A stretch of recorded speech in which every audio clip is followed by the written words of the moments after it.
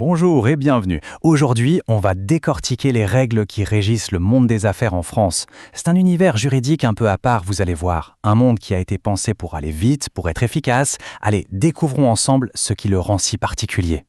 Alors, imaginons une situation que tout le monde connaît. Un deal est conclu à la va-vite, par un simple SMS. Tout semble réglé, et puis voilà, l'un des partenaires change d'avis et fait machine arrière.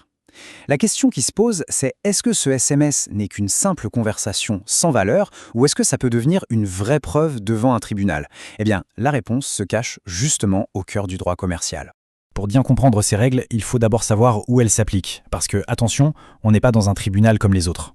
Oui, en France, quand des commerçants ont un litige, ils ne vont pas devant les tribunaux civils classiques. Non, ils ont leur propre juridiction, le fameux tribunal de commerce. C'est un espace qui leur est entièrement dédié, avec ses propres juges et ses propres règles. Et attention, ce système ne date pas d'hier, hein. Il a été créé en 1563. Mais il est loin d'être figé dans le passé. Il a beaucoup évolué, avec des réformes très récentes comme les lois Macron ou J21 qui l'ont modernisé. Et ça continue. Une nouvelle évolution est même déjà prévue pour 2025. Bref, il s'adapte en permanence. Mais ce qui rend ces tribunaux vraiment uniques, ce sont leurs juges. Oubliez les magistrats professionnels. Ici, ce sont des chefs d'entreprise, des commerçants qui sont élus par leurs pairs. L'avantage, il est évident, ils connaissent la réalité du business sur le bout des doigts. Mais ça soulève aussi des questions. Ont-ils vraiment les compétences juridiques nécessaires et peuvent-ils toujours être totalement impartiaux? Le débat existe. Il faut savoir qu'il y a une autre voie pour les entreprises qui préfèrent la discrétion, c'est l'arbitrage. C'est une sorte de justice privée où les deux parties choisissent elles-mêmes leurs arbitres pour régler le conflit. C'est plus rapide, c'est confidentiel, mais c'est aussi beaucoup plus cher. Bon, maintenant qu'on a planté le décor, rentrons dans le vif du sujet, les règles du jeu. C'est là qu'on va comprendre pourquoi un simple SMS peut tout changer et à quel point la logique du monde des affaires est différente de notre quotidien. Et voilà la réponse à notre toute première question. En droit commercial, le principe d'or, c'est la liberté de la preuve. Ça veut dire quoi? Qu'à la différence du droit civil qui exige un contrat écrit pour tout ce qui dépasse 1 500 €, dans le business, tout est bon à prendre. Un email, un témoignage, et oui, même notre fameux SMS. L'objectif, il est simple, coller à la réalité et à la rapidité des échanges.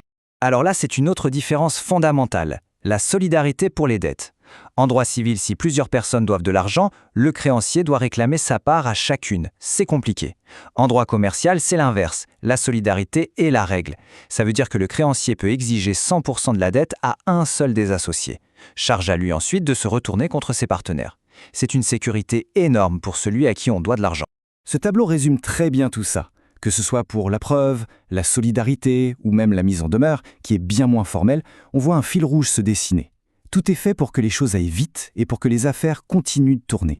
D'accord. Mais alors, que se passe-t-il quand un commerçant fait affaire avec un simple particulier? Là, les deux systèmes entrent en collision. C'est ce qu'on appelle un acte mixte. La définition est très simple, mais ses conséquences sont immenses. L'exemple le plus courant, c'est un commerçant qui vend un produit à un consommateur. Ou encore, un particulier qui vend sa voiture à un garagiste. Pour l'un, c'est un acte de commerce. Pour l'autre, c'est un acte de la vie civile. Alors, quel tribunal s'en occupe? En fait, la loi protège le particulier. La logique est simple, tout dépend de qui attaque qui en justice. Si c'est le particulier qui poursuit le commerçant, il a le choix du roi. Il peut aller soit devant le tribunal de commerce, soit devant le tribunal civil. Par contre, si c'est le commerçant qui attaque le particulier, là, pas le choix, il est obligé d'aller devant le tribunal civil. Le principe derrière tout ça, il est limpide. Il s'agit de protéger la partie qui est considérée comme la plus faible, celle qui n'est pas une professionnelle du commerce. On lui donne donc l'avantage, que ce soit pour choisir le tribunal ou pour les règles de la preuve. Bon, en résumé, si on devait retenir les points vraiment essentiels avant de se lancer en affaires, quels seraient-ils? Vitesse et flexibilité, voilà les maîtres mots. La preuve est libre, donc les écrits informels, ça compte. La solidarité est la règle par défaut entre partenaires, il faut s'en souvenir. Les disputes sont gérées dans des tribunaux spéciaux par des gens du métier. Et enfin, hyper important, quand un pro traite avec un non-pro, les règles du jeu s'adaptent pour protéger ce dernier. Et tout ça, ça nous amène à une question un peu plus large. En privilégiant la rapidité, le droit commercial français a fait un choix très clair.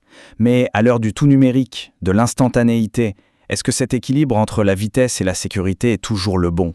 C'est une vraie question, et le débat reste ouvert.